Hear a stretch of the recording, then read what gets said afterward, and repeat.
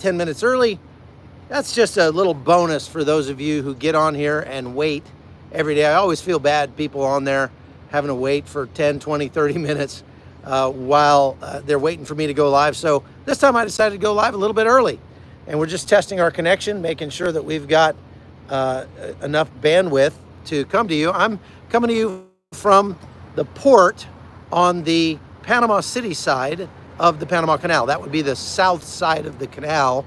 If you look at a map, the canal actually goes more north to south than it does east to west. I know a lot of people are kind of confused about that, but that's just because you always think of the canal as going between the Pacific and the Atlantic, and so you think of it going east-west, but it actually goes more north-south because Panama takes a little jog east-west. The port behind me is one of the two ports that they're talking about on the news that is controlled by the company called Hutchison. Hutchison is a company based in Hong Kong that is, it's a very old company. And, it's gonna get noisy here as we got big trucks coming by. These trucks are coming and going all the time as they're picking up cargo from this depot here. Check out this big flatbed coming in. Oh, looks like you might just be parking. Is it snowing there? Well, it's nice and warm here. Going. I'm gonna put my headphones in to make it a little quiet. Oh, great. Yeah, he's gonna stay right there and just make noise because it never fails. If I turn the camera on, somebody's gonna show up and start making noise. That's just how it works. But yeah, it never fails. Never fails. Now watch, he won't turn his truck off either. He's gonna sit there and just let it idle. He'll probably honk the horn a bunch too, just for fun. He doesn't know I'm up here, but it's just I have that kind of power over the universe to make noisy things happen. All I have to do is turn on the camera. So here today, I would say it's what do you think, Matt? Probably about 80 degrees. It's very nice today. It's not sunny, so it's not super hot. Yeah, so this is our Panamanian version of Beeper Guy, who's going to sit there and let his truck idle now for the next 30 minutes. I have a quick hit. I'm going to do a quick live today because I am due to do live hits on Newsmax all day long, starting at about 11 Eastern time. And so I'm not going to be able to stay on more than about half an hour. So let's get to this real quick and talk about the actual threat from China as it pertains to Panama. And honestly, it doesn't have anything to do with the Panama Canal. Nothing. The Chinese are not controlling the Panama Canal. They're not in charge of the Panama Canal. They didn't buy the Panama Canal. That's a long-standing sort of urban legend that's been going around for a long, long time. At least 20 years I've been hearing that the Chinese bought the canal or they own the canal or whatever, but that's completely untrue. The Constitution of Panama, which was rewritten in 1991 after the invasion of Panama by the United States, which I myself took part in, stipulates in writing that the canal can only ever be owned, controlled, managed by Panama itself. It cannot be in any way taken over by any other country because the treaty that Panama signed with the United States under Omar Torrijos between him and President Carter specifically stipulated that the canal would remain politically neutral, and that is, it would not give any benefit, any discounts, anything like that to any country on the planet, that they would charge the same to everybody and the canal will be open to everybody. Now, we found out yesterday, I'm going to have Matt tell us about this in just a minute, but that there is actually kind of an understanding between Panama and the United States that when our naval ships show up at the Panama Canal, that they go to the front of the line. They don't have to wait, because sometimes the wait can be up to like 2 weeks to get through the canal. And obviously that's not going to work for a military ship that's on a mission. So they do give some preferential treatment to the United States, but they don't charge anybody anything different than anybody else. So they have a system where they charge by the tonnage. They call it the TEUs. That's what is that? Something. It's, Like it's the unit of measure for each of these containers. Okay, so one of these containers is one TEU, and so they charge by that, and by length and by draft. There's a formula, but then the prices just get bid on for going through the canal, and so it's just supply and demand. A question from Moon's Family Fishing: after 50 years of Panama control, raking in billions, perhaps trillions, why is Panama asking the U.S. for $3 billion to rebuild? It's a very good question. The answer is they're not. They have never asked the United States for a dime to rebuild or maintain the canal since it was turned over to Panama in 2000. That's a complete fallacy that was put out by Donald Trump just the other day. The Panamanians, let's get into the numbers of that. If you just want to understand how the canal works, the United States built the canal between 1904 and 1914. And so it took the United States like 10 years to build it.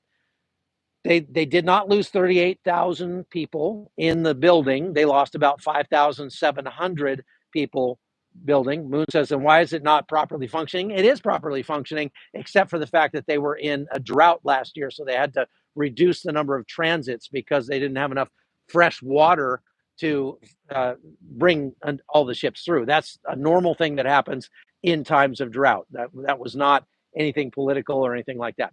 So the United States built it. They had 5,700 people die. The vast majority of those people were from the West Indies, Jamaica, China, places like that. Only 350 of the people who died building the canal were Americans, were American citizens. Okay, not 38,000.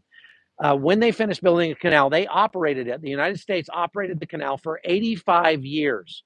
And in that time, the numbers I'm going to be quoting to you are all adjusted to today's dollars. Okay, so it'll be across the board, even when I'm quoting these numbers, and you'll understand. So in today's dollars, the United States spent about $8 billion building the Panama Canal. Donald Trump said that the Panama Canal was the most expensive construction project ever in history. That is not true. It's not 3,500, 350, Robert. That's not true. It's not the most expensive building project ever. As a matter of fact, the most expensive thing ever built was the International Space Station. The most expensive, $8 billion is actually less than Donald Trump spent building the incomplete southern border wall during his first term. He spent about 15 billion on that. So the United States spent about $8 billion, and in 85 years of running the canal, the U.S. never recouped that investment. Okay, they ended up losing after they gave the canal away in 2000. They lost about $6 billion in today's dollars on the entire project. Okay, however, the United States wasn't running the canal specifically to make a profit either. I have to point that out. They were running it more as a public service almost, and so that's one of the reasons why they didn't make a profit. Now, once the Panamanians took it over, the Panamanians wanted to run it at a profit. There was no contractual or treaties that kept them from doing that, so they raised the prices on the canal to let it reflect better supply and demand. In so doing, the Panamanians have they have made a net profit in the 30 years since they took over the canal I guess 24 years. They have made a net profit of about $28 billion, and that has gone right into the coffers of the Panamanian government. They have also spent about $10 billion. Again, all these numbers are today's dollars, on improving and expanding the canal. And so they actually have spent more improving, expanding, and maintaining the canal than the United States spent building the canal to begin with. Okay. Now, all of that being said, so the United States trying to say, we built it, therefore we should, we're going to come take it over again. That would be like if your grandfather built a house on a piece of farmland, uh, 100 years ago, and then he lived there for your family lived there for 85 years, and then they just abandoned it because it was falling down and it wasn't worth keeping, so they just abandoned that house. Another person came in and bought it for $1 because it wasn't worth much to the family that built it, and then that new family invested more than the original family did building the house to improve and expand the house, make it better, make it prettier and everything. And then 25 years later, the original family comes back and goes, wow, that's a pretty nice house you got there. We built that house, therefore we should own that house. We're going to sue you to take it back. You would say, that's ridiculous, because it wouldn't be fair to the second family who actually invested more than the first family did and actually made the house a beautiful, profitable, livable house. Okay. And that's exactly a good word picture of what's going on with this whole thing with the Panama Canal. However, okay, let's finish talking about the Panama Canal. Now let's talk about these ports on either side of the canal. Now, first of all, the ports and the canal are all owned by the Panamanian government. The port is not owned by China. It is not managed by China directly.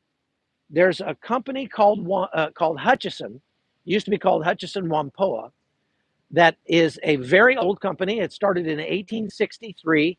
It was a British company. It was not a Chinese company.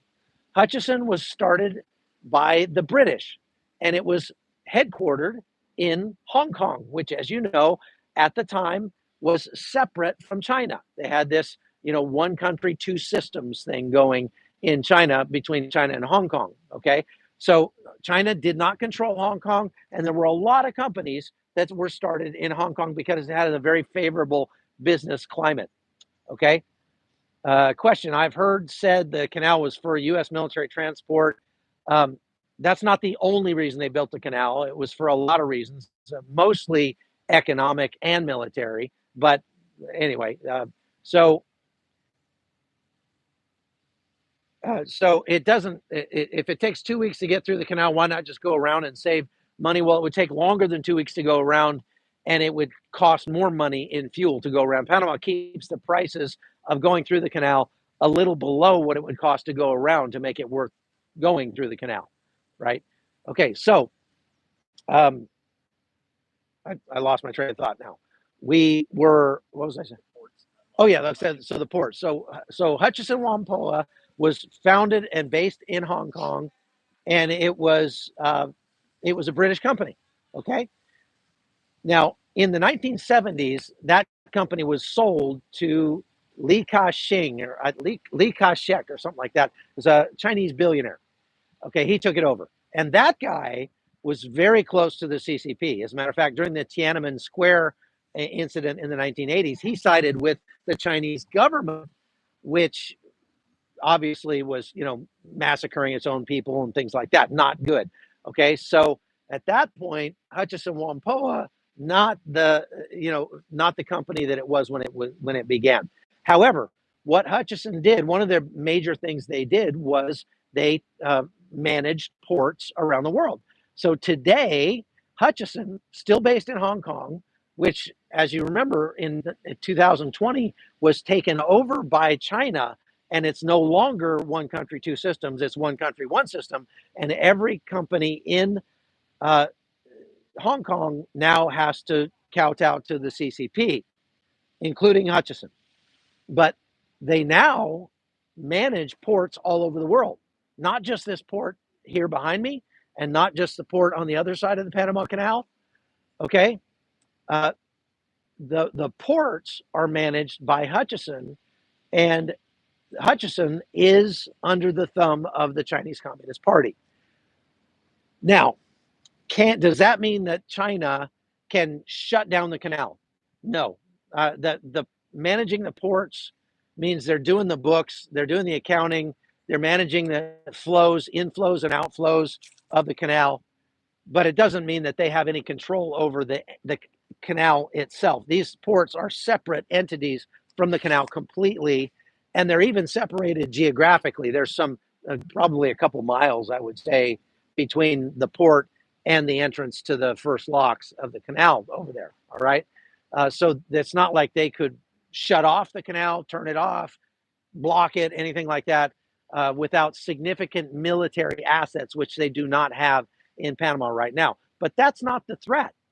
The threat that Panama poses to the United States through managing not just this port, but they manage 53 ports around the world in 24 countries, including a lot of our allies: Great Britain, Spain, the Netherlands, places in the Middle East, in Asia, Thailand, places like that. Okay, so they manage 53 ports around the world, including these two. And what makes that a threat is that they have access to all kinds of important data about the flow of goods and what's going where and who's and the movement of military forces through the canals and things like that. Okay, so yes, China does present a threat to the Panama. I'm sorry, to the United States. Here's the craziest thing, though. Okay, here's the craziest thing.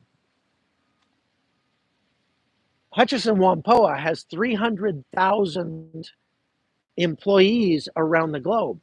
And many of those employees, listen to me now, many of those employees live and work in the United States.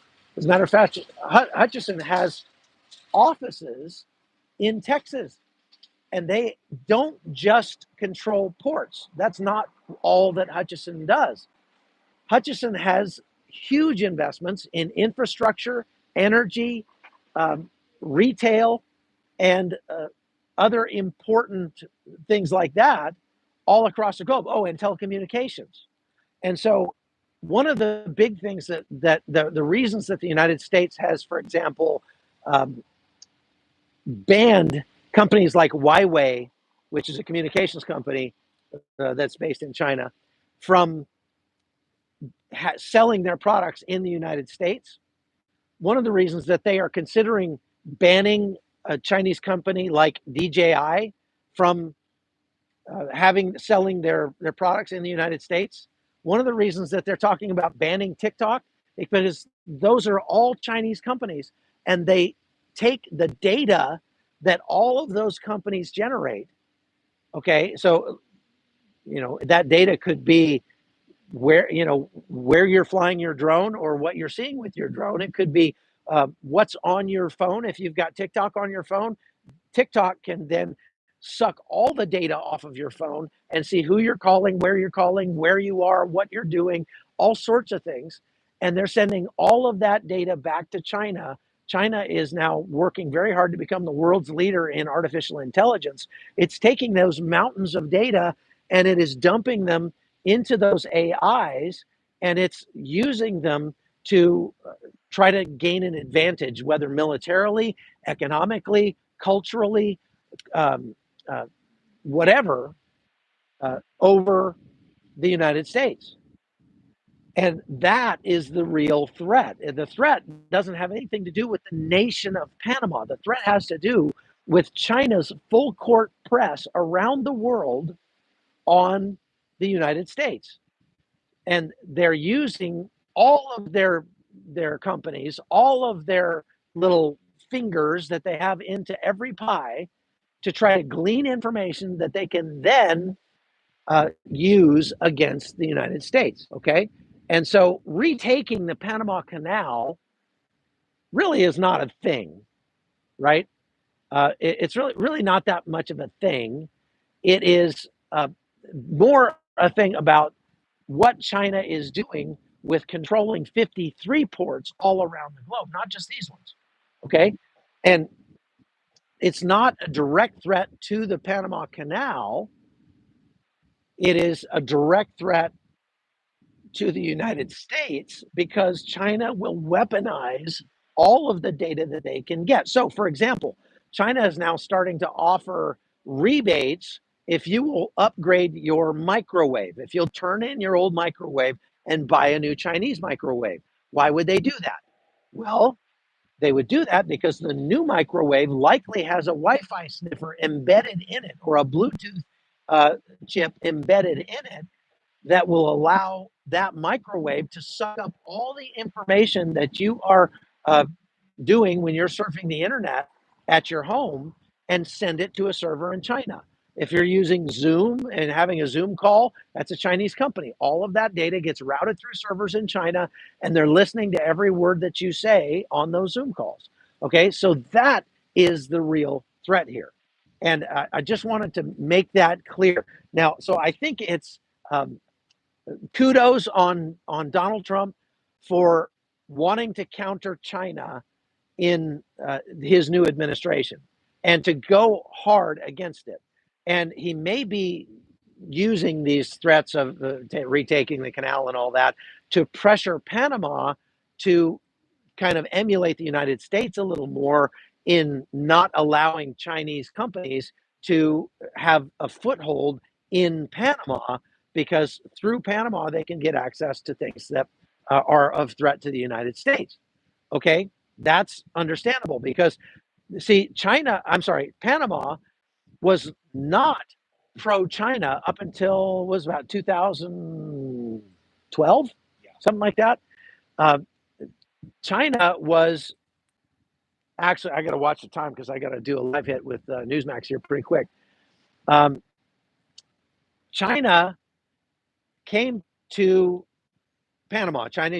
President Xi came to Panama in 2012. Before that, Panama was the first country on planet Earth to recognize the national sovereignty of Taiwan against China. So Panama was not pro-China. But in 2012, under President Varela, the last president of Panama, President Xi came and paid a state visit here. And after that visit, President Varela kicked out all the Taiwanese uh, diplomats, closed down the Taiwanese embassy, and removed the recognition of Taiwan as a country uh, and recognized Taiwan as belonging to China. So they started becoming much more familiar, much more friendly toward China in 2012. That's where it really started to become a problem. China, in return, as part of their Belt and Road Initiative, started agreeing to invest in Panama by building roads and bridges and other projects. They're building 2 bridges across the Panama Canal. One has been completely finished now, and the other one hasn't started yet, I don't think. Have they started it? Yeah. Okay. And so that was the agreement between President Xi and President Varela. Well, the new president of Panama, who is Jose Molino, uh, he got elected on a platform of reversing the things that Varela did. He wanted to be friends with Donald Trump. He wanted to get help from the United States in stopping the flow of migrants through his country on the way to the U.S. So he wanted to cooperate with the United States. So this is why I say it was probably not the most precise thing that Donald Trump could have done to start bashing Panama. It would have been probably more effective if President Trump had just come down here and met with President Molino or invited him to the United States and said, hey, we got a problem with how you are, making friends with China. We'd like you to turn that around. And President Molino was already disposed to do that. He was already friendly to do that. Do you think he is now? Probably not. Probably not. So Happy Bird says USA need to take Panama Canal back. Well, perhaps. A lot of people who are what they call Zonians. Zonians are American citizens who lived in the Panama Canal zone during the time that the United States controlled it, they were very against President Carter giving up the Panama Canal. For his part, if you wonder, like, why in the world did he do that?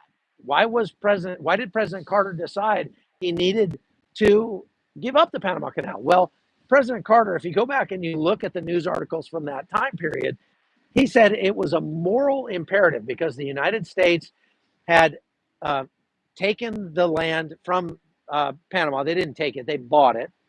They bought the land from Panama to have this canal in perpetuity, and they spent 85 years running it. But President Carter, there at that time during the Carter administration, there started to be a lot of backlash in Panama. There were a lot of violent uprisings, protests, and riots in Panama against the United States ownership of the canal. And President Carter just said, you know what? I think it's just the right thing to do. We're just going to give it back to the Panamanians. And you notice he didn't give it back to them right away. He gave it back to them like 20 years later or 30 years later. And, you know, it was a long process of giving it back.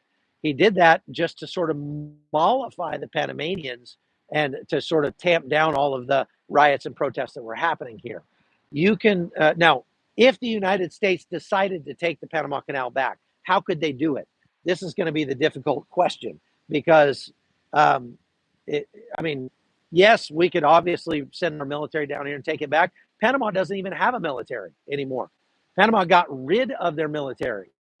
It says, Demau says, why are you ignoring me? Is it because I'm Panamanian? If so, you are acting the same way gringos did back then. I don't know what you're talking about, man. Have you been asking questions? Because if you're asking questions and they're not in all caps, I ignore them. That's why. Okay, because the rule here is if you want to ask a question on my live, you have to put them in all caps so that I can see them as they go flying by in all of the comments, right? That's the only thing. If you got a question, ask it in all caps and I will answer it. Okay. So Panama does not have a military. They only have a national police force. That's all. So it's not like the United States couldn't come down and retake the Panama Canal if they wanted to militarily. But what would that do for the United States? Number one, the 11,000 people who are workers here, who manage the canal and the ports, are by and large 100% Panamanian, about 99% Panamanian citizens. Do you think that they would they would keep working? No, mostly they would walk off the job, or they would do what's called a slow protest or a slow walkout, which is they would start doing everything exactly by the book. They do that here when they're agitating for more pay, and it wipes out the Panama Canal because they have to, you know, push hard to get all the ships through. There's so many ships that want to come through here right now that they have to kind of cut corners a little bit to get it through, and they know how to do that safely. But if they start following all the rules, things almost come to a screeching halt. So somebody says it would be easy to replace them. Well, not so much, because there's no American alive who has ever run the Panama Canal as it is today. Because like I said, the Panamanians have vastly upgraded and changed it. As a matter of fact, the vast majority of the traffic that goes through the Panama Canal today goes through the new locks of the canal that never existed when the United States owned it. And this is not just a waterway that just passes between the seas. You don't just motor your boat between the Pacific and the Atlantic. That's not how it works. They have to be lifted 150 feet up into the interior of Panama, and then they sail across a big man-made lake, and then they have to get lifted back down the other side. There's nobody in the United States who knows how to work the new locks of the canal. And it's pretty complicated. I've talked to people who've done it. And the people who drive the ships through the canal are all Panamanians. The captain of each ship has to relinquish control of his ship when it enters the canal, and it gets driven through the canal by a Panamanian captain. Okay? All those Panamanian captains would walk off the job. The reason it gets driven through by a Panamanian is that you have to be specially trained because the tolerances are so tight sometimes there's only a foot or so on either side of the ship going through the canal. And so it's not that easy to drive them through. They have to be specially trained to do it. Those guys would walk off the job. And if they did that, look, it would take time for new people to be brought in to run the canal, right? Now, Demal says, why are Zonians who enjoyed American-style socialism the most right-wing conservative Americans that yearn for that lifestyle? Could you answer that question? Were you a socialist when you were a Zonian? No? Okay, come here.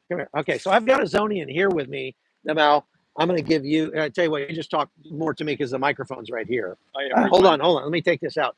I'm just going to take these out here. Okay, this is, here we go. This is Matt Tomlin.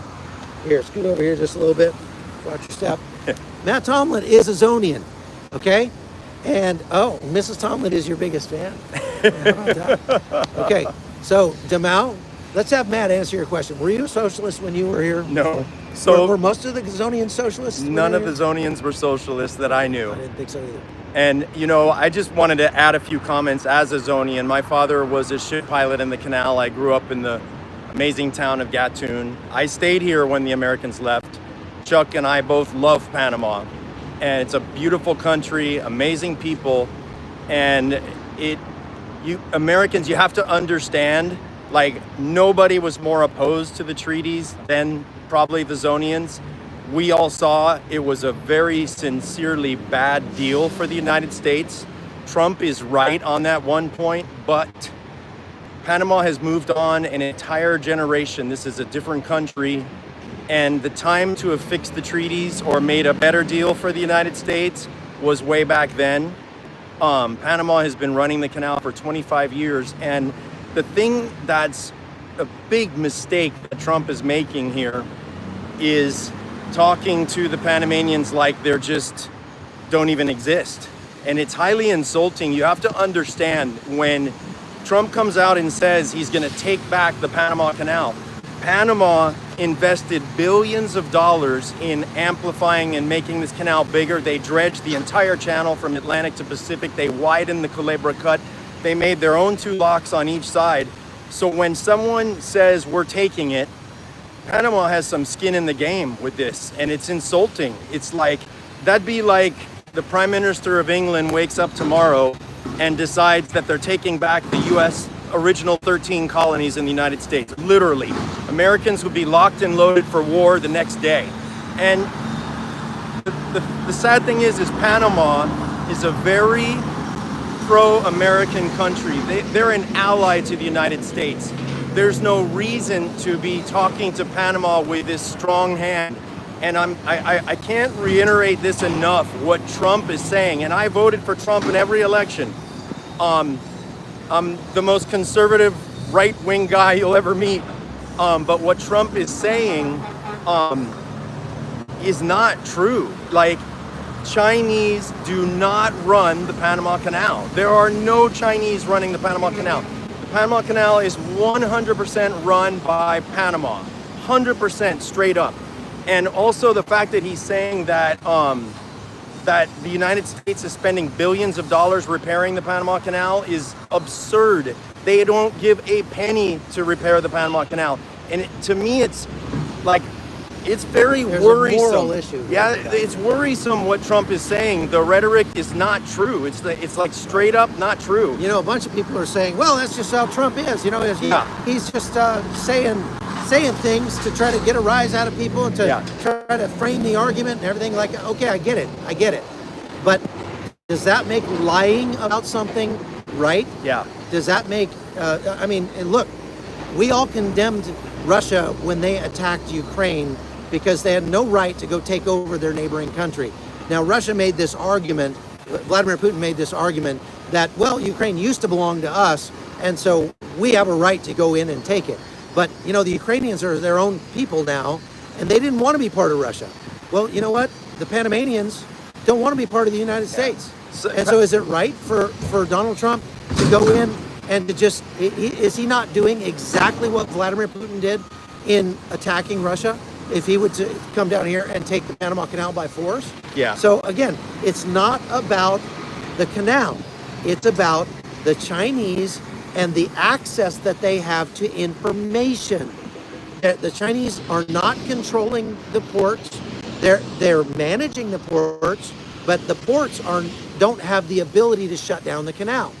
Okay, so the canal is completely separate, and this is the problem. There is a case to be made for America to take back the Panama Canal or manage it or whatever. And that case could be made without lying about it, without trying to whip up popular support in the United States by repeating a bunch of blatant lies. And that's a problem. I have a moral problem with that. And look, we're both Trump supporters, but I don't care who it is. If you're my best friend and you're lying, I have a responsibility to call you out on that. That's what friends do. Friends help each other be good, not feel good. And the worst thing we can do during the next 4 years is to be a bunch of yes men to Donald Trump and just let him run roughshod over the truth. Yeah. Right? We should make our leaders, whether or not we voted for them, accountable to the truth. Okay? And that's all. That's all. Yeah, Panama is a willing ally and a friend to the United States. And especially, like Chuck said, with this new president, he's a conservative guy who campaigned on the platform of shutting down the illegal migration through the Darien Gap. This guy could have been an ally to Trump, and Trump's not even in office, and he's just beating him on the head with a baseball bat. And there's no need. Panama has to be. Don't understand it. Yeah, they don't understand it. And Panama has to be a sovereign country. It has to be a sovereign country. And we're in a war against globalism right now that is literally trying to destroy international sovereignties and borders all over the world. The last line of defense against this globalist takeover is sovereign, strong, proud countries. We should be coming alongside of Panama and working with Panama that they remain sovereign. And Panamanians, by the way, for the most part, it was very unpopular what President Varela did siding with China. And Panamanians in general are quite suspicious of the Chinese money. Panamanians don't want communists here in their country. And there's a general feel that this is not a good thing for Panama. Why is the only an ally to Panama, Trump is coming out and just mocking Panama? It's a big mistake. It's not the way to go. And like Chuck said, you know why the canal took almost 30 years to turn over to Panama? When the Americans turned over to the canal, they had to train all the employees to take their jobs. If Trump wants to shut down the Panama Canal, send in troops with machine guns and just fire all the Panamanian employees. This canal will not run for years before it can get a new set of people to. True. It's the craziest, most absurd idea you could ever have. I don't believe he actually plans to do that. I don't think there's, like I said, I would say that it is, I would bet my retirement plan that Trump's not going to take over the canal. He's just trying to pressure Panama into reducing its dependence on China, and that's a good thing. Matt and I are both Trump supporters, not just Republicans. We both support Donald Trump. But here's what I'm telling you, that in order to support our leaders, we should hold them accountable to the truth. We should require them to tell the truth. And the truth is more important than anything else, okay? So if you're a Trump supporter and you support him lying about things, you're not actually a Trump supporter, okay?